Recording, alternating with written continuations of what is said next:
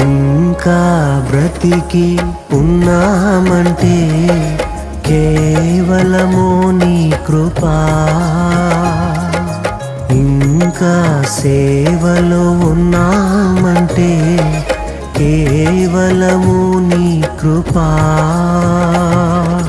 ఏ మంచితనము లేకున్నను, ఏ మంచితనము లేకున్నను, కొనసాగించినది నీ కృపా.